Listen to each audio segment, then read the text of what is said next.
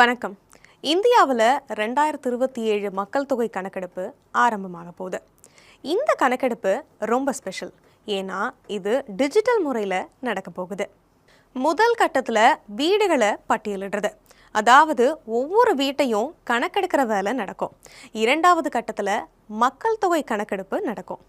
இப்போ முதல் கட்டத்தை பற்றி பார்க்கலாம். இதுக்காக நியமிக்கப்பட்டவங்க உங்கள் வீடுகளுக்கு வந்து தகவல்களை சேகரிப்பாங்க. ஆனால் இந்த வேலையை நீங்களே செல்ஃப் என்யூமரேஷன் போர்ட்டல் மூலமாகவும் செய்யலாம். குடும்ப தலைவர் இல்லைனா அவருக்கு பதிலாக குடும்பத்தில் இருக்கிற யாராவது இந்த வெப்சைட்டுக்கு போய் அவங்க வீடு மற்றும் அங்கே இருக்கிற வசதிகளை பற்றின விவரங்களையும் பதிவு செய்யலாம். ஒரு முக்கியமான விஷயம், ஒரு குடும்பம் ஒரு மொபைல் நம்பரை மட்டும்தான் பயன்படுத்த முடியும். அதோட இது குடும்ப தலைவரோட அல்லது தலைவியோட சார்பாக பதிவு செய்யப்படணும். ஒரு முறை ஒரு மொபைல் நம்பரை பதிவு செஞ்சுட்டா அதை வேற குடும்பத்துக்கு பயன்படுத்த முடியாது. குடும்ப தலைவரோட அல்லது தலைவியோட பெயரை மாற்றவும் முடியாது. மக்கள் தங்களை தாங்களே கணக்கெடுத்துக்கிட்டா இந்த வேலை இன்னும் சுலபமாகவும் வேகமாகவும் முடிஞ்சிடும். இந்த செல்ஃப் என்யூமரேஷன் ஒரு சிறப்பு வசதி.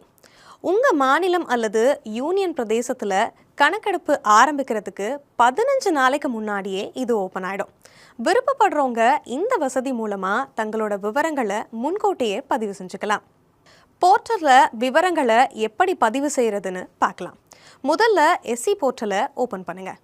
அப்புறம் உங்கள் மாநிலம் அல்லது யூனியன் பிரதேசத்தை தேர்ந்தெடுத்துட்டு கேப்சாவை டைப் பண்ணுங்கள். அடுத்து வர வரவேற்பு திரை நீங்கள் என்ன செய்ய வேணும்னு வழிகாட்டும். இப்போது குடும்ப தலைவர், உதாரணமாக சுசீலா தேவி, அவங்களோட பெயரையும் மொபைல் நம்பரையும் டைப் பண்ணுறாங்க. உங்களுக்கு வசதியான மொழியை தேர்ந்தெடுத்துக்கோங்க. அப்புறம் ஒரு ஓடிபி மூலமாக வெரிஃபிகேஷன் நடக்கும். இந்த முழு செயல்முறையும் ரொம்ப பாதுகாப்பானது, அதே சமயம் ரொம்ப சுலபமானது. உங்கள் மாவட்டத்தையும் பக்கத்தில் இருக்கிற முக்கியமான இடத்தையும் தேர்ந்தெடுக்க வேண்டியது அவசியம். மேப்பில் நீங்கள் தேடின இடத்த காட்டுற மாதிரி ஒரு மார்க்கர் வரும். இப்போது அந்த மார்க்கரை உங்கள் வீடு இருக்கிற இடத்துக்கு நகர்த்துங்க. அதுக்கப்புறம் சேவ் அண்ட் நெக்ஸ்ட் பட்டனை கிளிக் பண்ணுங்கள்.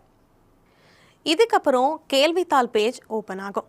முக்காவாசி கேள்விகள் ஆப்ஷனை தேர்ந்தெடுக்கிற மாதிரி தான் இருக்கும். பெயர்களை டைப் செய்ய ஃபோனடிக் மற்றும் விர்ச்சுவல் கீபோர்டு இருக்கும். உங்களுக்கு ஏதாவது சந்தேகம் வந்தால் அதை உடனே தீர்க்க FAQவும் டூல் டிப்ஸும் இருக்குது.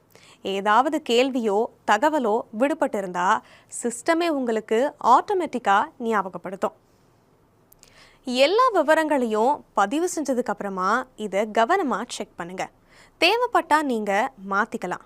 இதை டிராஃப்டாக சேவ் செய்யலாம், இல்லைனா இறுதியாக சப்மிட் பண்ணலாம். சப்மிட் செஞ்சதுக்கப்புறம் ஹெச்சில் ஆரம்பிக்கிற 11 இலக்கு SCID ஸ்க்ரீனில் வரும். இது உங்களுக்கு SMS மூலமாகவும் வரும். கணக்கெடுக்கிறவங்க உங்கள் வீட்டுக்கு வரும்போது இந்த SCIDயை அவங்க கிட்ட கொடுங்க. நீங்கள் கொடுக்குற சரியான தகவல் நம்ம நாட்டை வலுப்படுத்துறது மட்டும் இல்லாமல் அதோட உண்மையான நிலையையும் காட்டுது. அதனால் இதில் கலந்துக்கிட்டு உங்கள் முழு ஒத்துழைப்பையும் கொடுங்க.